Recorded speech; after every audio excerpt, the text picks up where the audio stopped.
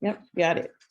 Well, okay, guys, so this is a presentation on patient-provider communication, going beyond the differential. So I really want some feedback, some interactions. I don't want to just talk. I really prefer not to. So with that said, here are the objectives. We need to understand the link between compliance and communication and patient outcomes. Dr. Hayes, I'll send everyone a copy of the presentation. Oh, thank you.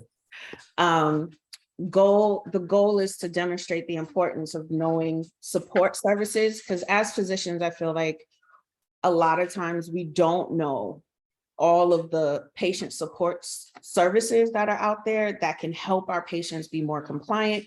So we'll talk about that, and really easy, free ways that you can get these resources to them. Understanding the importance of health education and literacy. And then the last goal is to teach physicians how to maximize the support for patients' compliance. So we're going to start by talking about the HPV vaccinations. What do you guys know about the HPV vaccination? What's the guidelines for it presently? I'm actually talking to the room here. What are the guidelines for getting the HPV vaccination presently? Giorgio, Dr. Hayes, Dr. Stein? I know the European guidelines. I don't know the okay, so what are the European guidelines? Basically, it's not compulsory, but it's suggested to every adolescent, and it's free for every teenage girl under 18. So after 18, they're not allowed to, you're not to give the vaccine? No, I don't remember the threshold, but yeah, usually it's free for teenage girls. Okay, so in the United States, the guideline is basically that you want the patient to take it as an adolescent between 11 and 16, because between 11 and 12, it's only 2 shots, and after 14, it's 3 shots. But we can still give women this vaccination after the normal window of vaccination, as long as she is tested negative twice for HPV. Even if she's tested positive previously, she can now take it even after being tested positive, as long as she's had 2 negative HPV tests. So that's really important to know, because previously, especially in the United States, there was a 26-year-old cutoff. That cutoff no longer exists. So it's a means of prevention for even the older populations that didn't get it previously. So these are just a couple of facts about HPV that I'm sure we all know, but the whole point is that HPV vaccination is to prevent a more serious illness. And it's an illness that most women don't even know they have. Women walk around asymptomatic until they don't. And then if we're not testing regularly, especially with the present United States guidelines that say if you have a normal pap smear year 1, then you don't need another one for 3 to 5 years, depending on your age. And that number gets higher as you get older. And we have an entire generation in the United States that didn't qualify for the HPV vaccination that are now qualified. So we're hoping to get the numbers down. These are the different HPV types that can cause cancer or warts, which either way are quite uncomfortable and causes a lot of pain to females. These are the contradictions and precautions that you're supposed to stipulate to your patients in trying to get them to take the vaccine. Right now, we're in a anti-vax kind of community. So can you guys give me some examples on how you would try to support a positive decision and acceptance of the vaccine for a patient who might not be sure or said no previously? Well, you would just educate them on what the results would be if they didn't get it. Sometimes explaining the mechanism of action of the vaccine can help. Okay, so those two are really good ideas. Also addressing the stigma. So knowing who you're talking to. So if you're talking to a Muslim woman who just brought her daughter or her son in, who might think that by giving my child this vaccine, I'm basically consenting them to have sex. How do you address that? Not very successfully. Well, I mean, there are ways to address the cultural and religious aspects that we do have to consider when we're having these conversations with our patients. So for any, very conservative religious family, we do have to talk about the fact that this vaccine doesn't give her consent to have sex. It doesn't protect her from all the other diseases. And as a matter of fact, we don't even have to tell her, the minor, that this is something that has anything to do with sex. We can just say this is a vaccine to protect them from cancer, which is really what the vaccine is. It just so happens that this virus is caught by having intimacy. So you then remove the stigma from the parent, allowing them to be a little bit more open-minded. Does that make kind of sense to everybody? Yes. Sense, yep. Yeah. No, what's your feedback, Dr. Stein? Well, it's a dancing act with families. I mean, they may not even have enough time, but I think saying that, one thing you can say, it protects her from rape, if she gets raped and there's a disease there, but this is the art of medicine, basically, what you're talking about. And Yeah. it has a lot to do with you and how you're comfortable and what you can present. I had a patient with ADD who wouldn't take the medicine during Ramadan. Things get in the way. I think your suggestion about cancer is wonderful. Yeah, I mean, that's kind of the idea of this whole presentation, is to kind of, let's discuss, ways that we can help each other to better communicate with our patients, because sometimes it's something as simple as we just didn't get out of our own heads to be able to figure out how to better communicate. So yeah, that's kind of the underlining objective of today. So I really hope you guys continue to engage. So here's I would tie that together with all the other vaccinations they have to get, Yes, exactly. And also like just addressing all of the gorillas and elephants in the room. Giorgio, I don't know if you guys have the same vaccination stigma in Italy as there has been here in the United States. That was all started by what has since and long been discredited report about the connection between vaccinations and autism. And because social media is what it is, it has continuously resurfaced and kept perpetuating this fear. So 9 times out of 10, you spend most of your time trying to convince them of what is not true. And as physicians, when we are told that we're on a timetable, sometimes it can be frustrating, and you just kind of want to get to the point and get them to understand and just say yes. But there's ways that we can finesse it. And as Dr. Stein so eloquently said, it's the art. This is the art of medicine. This is the part that's the art. But these are 6 reasons why, you should get the HPV. Things that we all know, and we probably have told patients over and over again, but use these 6 points and then augment them to fit the interaction that you have with your patient, because sometimes there'll be cultural differences, religious differences, community belief differences, and you have to understand how those all play a part in their health behavior. And, always inviting, like one of the best parts about my experience with Dr. Bernard and this practice is watching how people brought their loved ones. And it was very open for the loved ones to participate in the history giving, as well as participate in like describing symptoms, because we don't always see ourselves the way the rest of the world sees us, and having that extra opinion or insight does help us. And the same thing can be said about the influence and confounding factors that affect our patients' behavior. And we need to understand that and kind of consider that.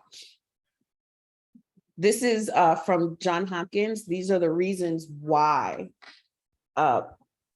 parents refuse. So this was from 2006 and 2010. So I have a couple of questions here.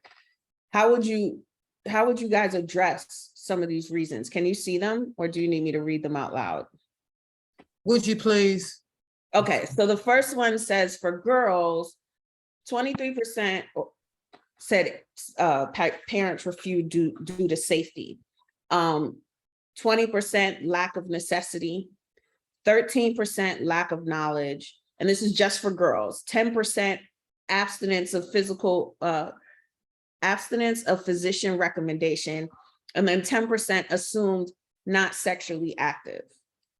And then there, for boys, there was a gender necessity, which I thought was interesting because for all intents and purposes, I know I've convinced a couple of parents that had boys, because I am a mother of two boys as well, is that men do get HPV. HPV is transmitted from a man to a woman. So if your son is not circumcised, he's actually carrying it. So why not, protect him from his risk of getting penile cancer, as well as decrease the spread of the virus altogether. When you put it in that type of terminology, it then makes sense why this came up, but also how we can debunk it as a group, right? So that's what I mean. Like, how would you address some of these issues, whether it's parents of girls or parents of boys? Let's hear some of your comments. Well, is a lot of So sorry about the dogs. a lot of cervical cancer in this country. Let's see, 33,000 cancer diagnoses last year, and last year cervical cancer killed 311,000 women. No, it's tough. How are you gonna, when you talk about cervix to families, it's gonna be a tough one. Yes, but when you're talking to parents of boys, you don't talk about cervix. You talk about the penile cancer. You talk about the stenosis of the urethra that can happen. You also consider the fact of, depending on who you're talking to and what their cultural background is and what their community beliefs are, discuss how they could be affecting their community as a whole. For example, disproportionately, minority women die more readily from cervical cancer. So if you're talking to a Hispanic, Black, or Asian family, maybe you bring that up. Or if you're talking to a family that doesn't circumcise their sons, and in understanding that, you can help them understand how they would be making a positive effect on their community. So this is how you change the conversation, but keep it within what it's gonna short-term and long-term effects. In the Islamic culture, I think you talk to the imam first. You work with the guy in charge. They respect him much more than they respect you. Absolutely. Well, that may be true. And I would agree with that if we were talking about a community-based program. But if you're just dealing with a patient for the first time, these are just some ways that you can deal with them on a one-to-one. If you see them once and probably never see them again, and help them understand why this vaccine is so important. What about you, Dr. Hayes? How would you pick one of these and see? Let me know what you would say to kind of.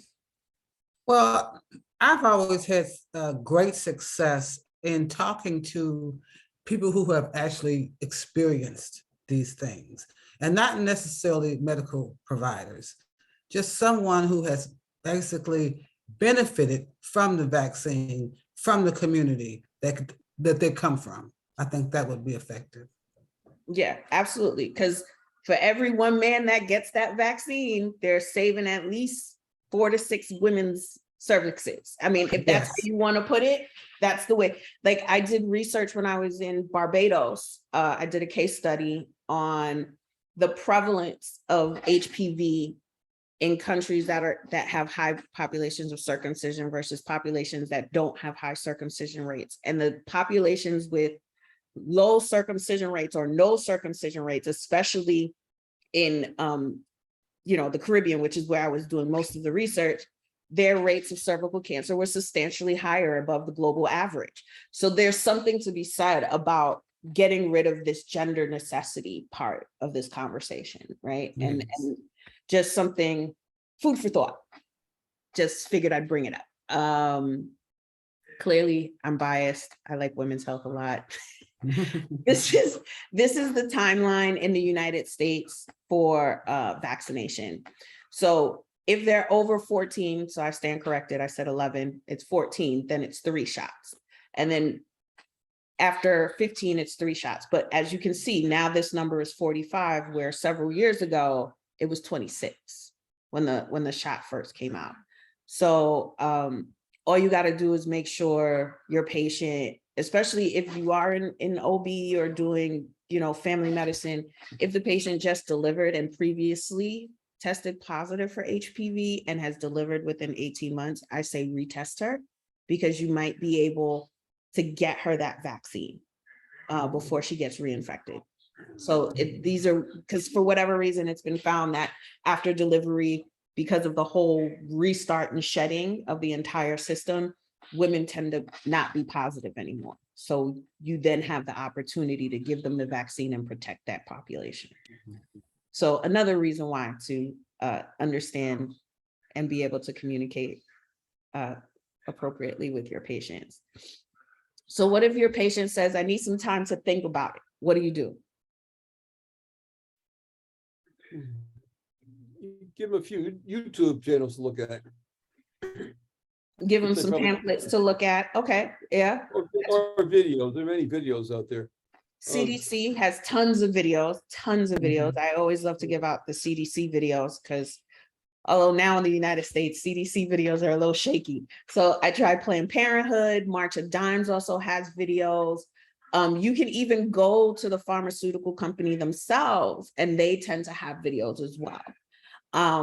Sometimes they're more commercially, but these are all the different ways that you can provide them with information. Also, there's medical education websites like Osmosis on YouTube that also has really good videos on the topic of HPV vaccination and cervical cancer, so that if they need more time to view it and maybe get some more understanding, those are also options. Also free on YouTube, doesn't cost the patient anything. So how long do you normally give a patient to contemplate whether they want to come back for it? Do you set up a follow-up visit right then and there, or do you call back? What would be your practices? If you're practicing neurology or family medicine and you have so much to do, I'm not sure you have time in reality to have them come back for a discussion. I really don't. I mean, these people are all terribly busy. And I just think the reality is very difficult. I thought the same thing. Dr. Stein, and did my family medicine rotation, and this woman has her own practice. And the way she handled contemplation is that she would immediately set them up for an appointment a week later. And during that appointment, it was, let's rediscuss the shot. Let's give you some shots. So if this is for example, this is flu season. And so she would say, oh, we'll give you the COVID this week.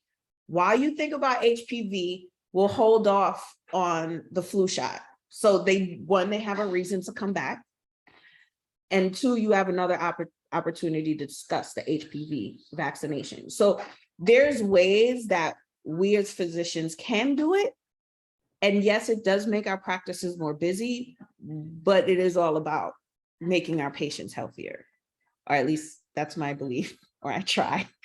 So that's one way. Or, you have nurse practitioner or office manager follow up with them a week later or a couple of days later to see if they want to reset the appointment for the HPV vaccination. How about give them the information before they come in for their appointment? So that way they're well informed, and then they can go ahead and get the shot. So that goes back to Dr. Stein's point. People are busy. If we give that to them, the likelihood, at least for this family medicine practice, they tried that idea. They had exactly your idea and they tried it. patients weren't reading them. Ah, It wasn't until they were in front of the doctor or in front of the MP that and kind of faced with the decision, did they ask the questions. So then you can give them the appropriate information, they can read it, and then you follow up. And like Dr. Stein said, most doctors don't have time to sit there and call their patients back, but they have office managers, they have MPs that can do that. Or follow up, email that you send out as a timer, which you can do, which I didn't even know you could, but this doctor showed me that you could, and that's how she does it. Let me give you some lousy feedback, okay? Mhm. Okay, there, 1 million Americans have died from COVID, and you are peddling their vaccine. Why aren't you putting your energy into saving more lives with COVID? I mean, I understand what you're saying, but the big picture in my head is, okay, that's not as important as saving 1 million lives. So I'm going to challenge you with that. And I completely understand what you're saying. COVID did take more lives than World War I, II, and the Vietnam War. I do understand that. And that is an important vaccine to get, which is also important to discuss with your patients, but this conversation can be applied to any vaccine. So it's not this, I used HPV as an example, but to get our patients to comply with the vaccination regulations is actually a lot harder than people would like to believe. And it's because there's so much misinformation.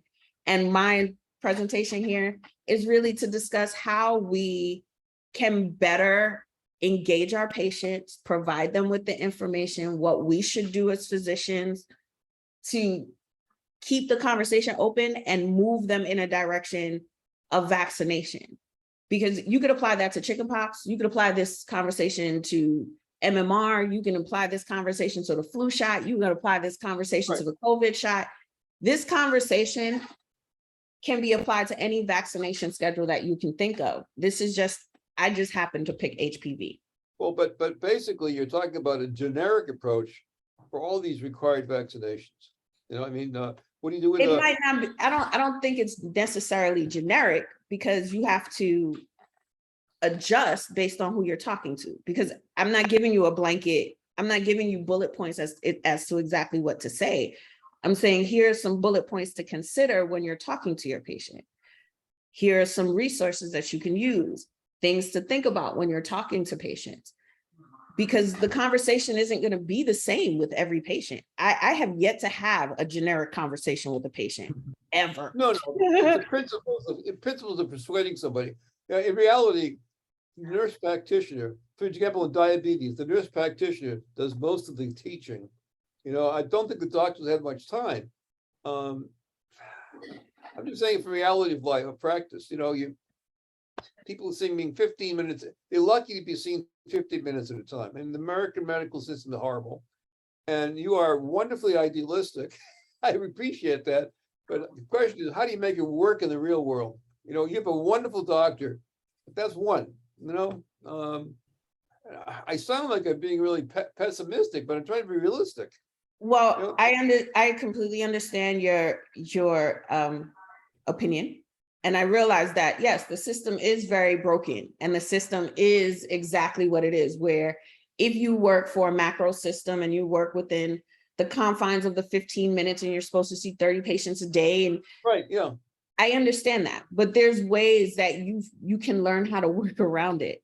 And personally, for me, I plan on just doing residency and opening up a private practice. So I have no intention to be spending just 15 minutes with my patients.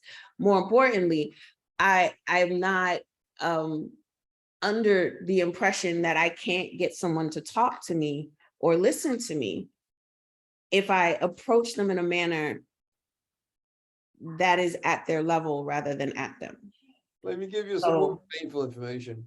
Private practice, an OB spends over $100,000 for malpractice insurance. You have to pay for rent and staff.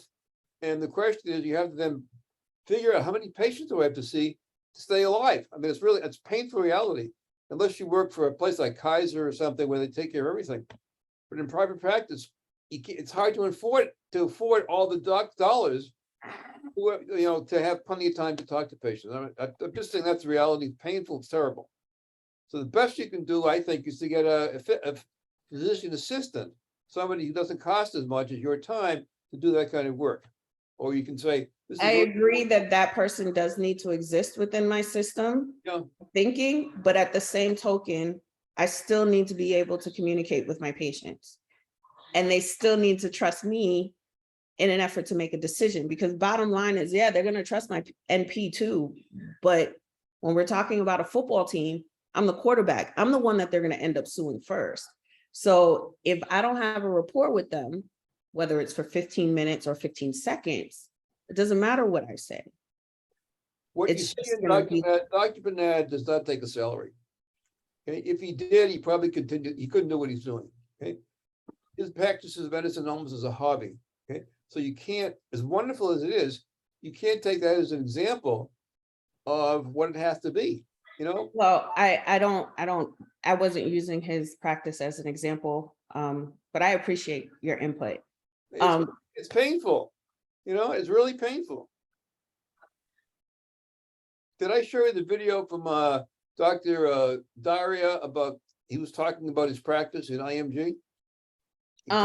Yes, Yeah. and we also agreed to disagree on some of some of the points that he was bringing up. So while I appreciate the feedback and I appreciate the fact that there is a dying breed within the United States of private practice, it is a choice.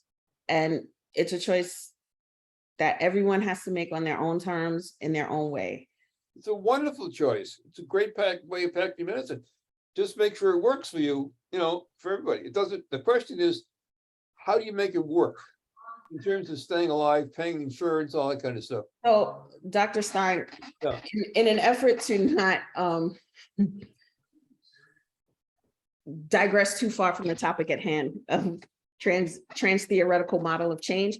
Okay, good. Well, So once you get the patient into contemplation and you call them back, or they've come back to see you, you reintroduce the idea.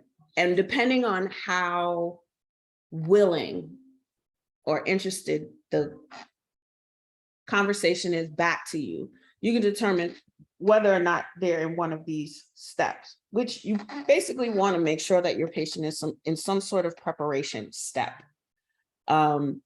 so that they're more willing, they're more pliable, which means you would have had to give them as much information as possible, given them time to think about it for themselves, talk to their own people, talk to their own family, come back with you with questions, and allow them the opportunity to ask them, and give them the 30 seconds or less that it takes to let them ask and you answer, and then re-ask the question. And 9 times out of 10, they'll be ready for some sort of action.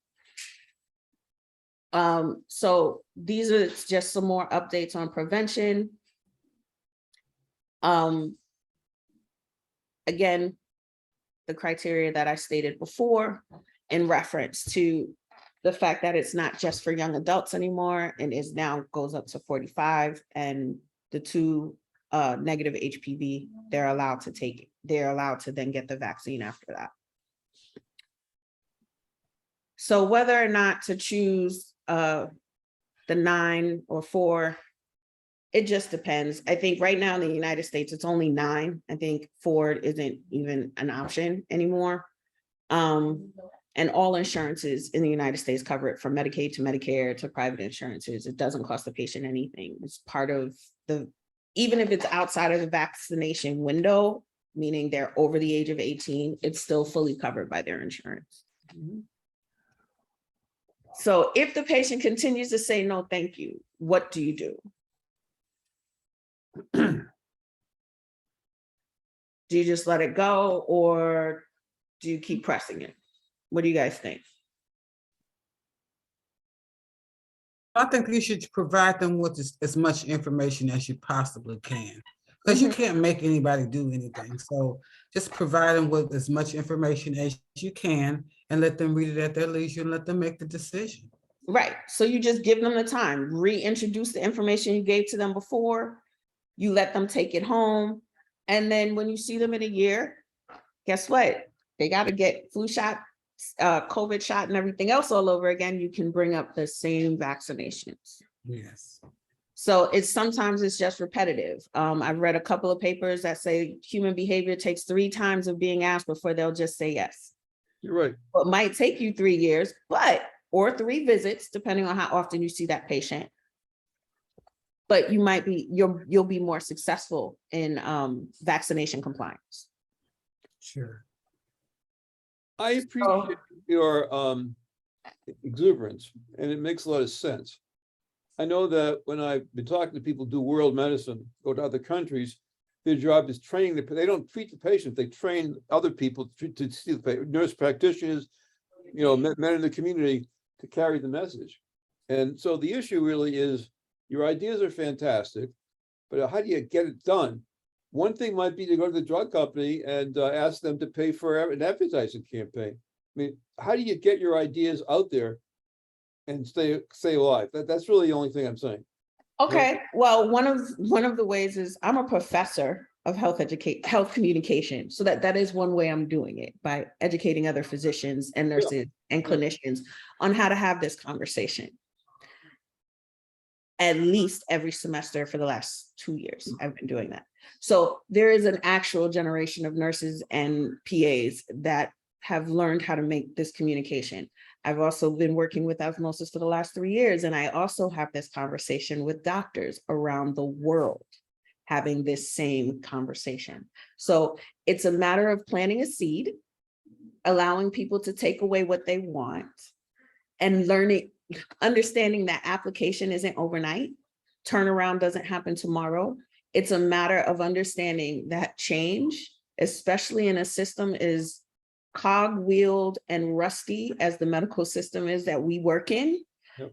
You have to appreciate the fact that change comes with one person at a time. Because the way that our educational system for medicine is that when I become a doctor, I'll teach another doctor. I'll teach 4 more doctors. Those 4 doctors are going to teach 4 more doctors. So yeah, I might not see this communication change tomorrow. I might not even see it in my lifetime. But I know that they're going to be doctors that talk better to their patients. Well, I would kick you upstairs, make you the CEO of a program that reaches out to everybody. I'm just concerned about your time and your income. That's really the issue. I mean, I love your zeal. Makes a lot of sense. And how do you make it work? How do you expand your ideas and teach other people that? So I actually am in the process of creating a coalition of African-American physicians that we all went to medical school together. I took a pause to take care of my children and family and my post-traumatic stress after being in a hurricane. But they're all doctors now. And I'm actually working with all of them to create a co-op of physicians that'll function in New York City, North Carolina, and Tennessee. And I have property in all of those areas. And there's grants in each of those states, specifically North Carolina and Tennessee, because they're rural and they're paying doctors to build stuff because they don't have enough facilities. So that's how you create, you make a long plan. I've been planning this since my first year of medical school when I was inspired by the notion. So it's not, I appreciate your pessimism, and your devil advocate, but please bear in mind, I've been thinking and planning and plotting for years. It's not pessimism. I think it's a great idea, but the really issue is implementation. And you need a full-time salary from a foundation to do this. That's all I'm saying. It's practice is very difficult. So I'm just, your ideas are wonderful. How do we get them implemented? One by one in office is one way you can do it. I understand that. But I'm not pessimistic, I'm realistic, okay? I want you to agree to disagree. Okay, of course you do. You always do. Yes. Okay. Yeah. So here are some other reasons why patients will say no, is the provider's disposition, the provider's mannerisms, their personality, their social environment. This is the reason why I always tell my fellow medical students, we are not competing, because the patients that are going to see me are not the same patients that are going to see you. The patients that like me are not going to like you. It's just one of those things. So also where you're practicing is also going to change certain factors that you have to consider. And then also, you know, community and health behaviors are also going to be influential factors that you need to understand while you're working wherever you're working, whether in a residency program, own practice, macro system practice. You just got to know who your population is and be able to present yourself in a manner that will allow them and you to be able to communicate without a hierarchy in the room. Because no patient wants to be talked down to or talked at. The best way is to tell people, I gave it to my kids and I feel good about it. The more you can own it yourself, the more successful it'll be with the patient. As you say, it's the attitude. But the attitude can't be, you can't make it up. It has to come from yourself. And that's what many ways how you convince patients. You know, how does a fat person tell a patient to go on a diet? It doesn't work that well. So anything you can do on your personal experience and push that will be very helpful. I agree, absolutely. Does Then you anybody- also avoid lawsuits. Exactly. Because if you have a good relationship with your patient, Hey, they're less likely to sue you. thank you, Dr. Hayes. I appreciate you. So these are some of the counter health marketing strategies that Dr. Stein actually brought up, which is engaging social media. So like just being one of the many doctors on TikTok that is trying to revert the misinformation that's been thrown up everywhere. Partnering with local schools to create a community health program, working with other providers to see how they're, you know, that have good vaccination compliance. What are they doing? What's so different? There's also a lot of offices, especially in the macro system based offices, they have these TVs that run loops of like different health videos, and you can work with different health producers and create a video of your own. But these are, and then wait, the most important part is let the patient come to you as well. Give them time. Time is not, you know, for this particular vaccine, time is not the problem. For others, time is the problem. So a lot of follow-up needs to be done. So here are some other countermeasures for anti-vaccination. So people worry about the autism, the environmental factors. Is this really going to increase my risk of getting anything? Is it really going to protect me? You know, you're saying that there's this, and, you know, so sometimes throwing too many words at the patient or too many numbers and too many descriptions will lead to them not really understanding anything at all and just pushing away. So again, going back to making sure you're speaking with them, not at them or above them. Okay. Oh, sorry, this is a repeat slide. Okay, so that was everything. These are my references. Do you guys have any other questions? No, thank you. I enjoyed your presentation. Thank I you. like the very much. interaction. Yeah. I prefer not to just